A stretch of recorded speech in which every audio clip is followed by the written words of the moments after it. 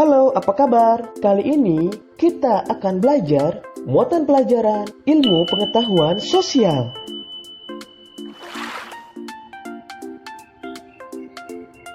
Menjelaskan sumber daya alam yang dapat diperbarui.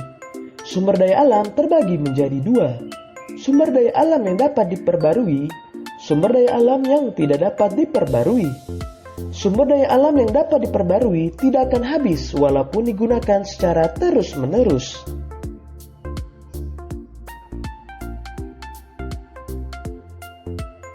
Perhatikan contoh sumber daya alam yang dapat diperbarui berikut.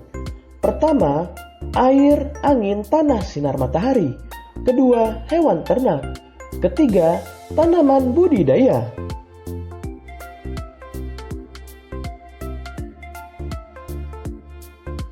Contoh pemanfaatan sumber daya alam dalam kehidupan sehari-hari. Angin untuk membangkitkan listrik.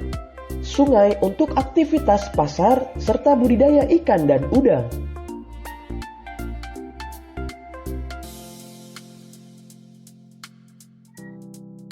Jagung sebagai sumber makanan. Tanah liat untuk membuat gerabah.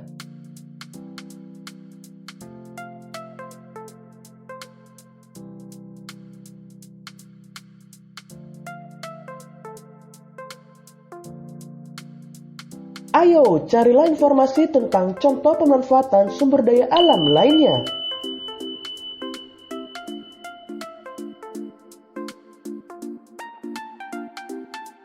Selanjutnya menjelaskan sumber daya alam yang tidak dapat diperbarui. Sumber daya alam yang tidak dapat diperbarui dapat habis jika digunakan secara terus-menerus. Sumber daya alam tersebut bertujuan untuk memenuhi kebutuhan manusia.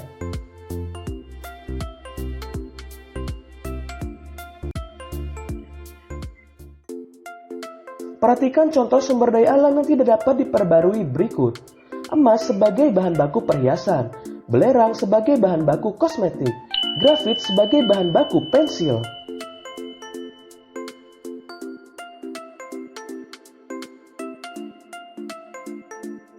Contoh pemanfaatan sumber daya alam tidak dapat diperbarui dalam kehidupan sehari-hari. Pertama, minyak bumi. Aftur sebagai bahan bakar pesawat terbang, bensin untuk bahan bakar kendaraan bermotor, dan parafin untuk bahan pembuat lilin.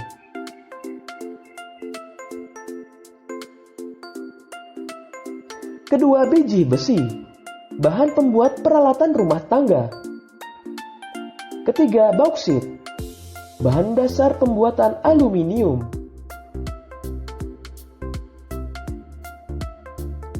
Keempat, marmer, bahan bangunan rumah atau gedung.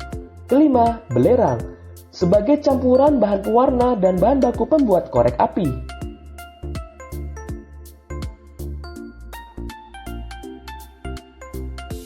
Keenam, nikel, bahan pelapis besi agar tidak mudah berkarat. Ketujuh, grafit, bahan pembuat pensil dan isi baterai.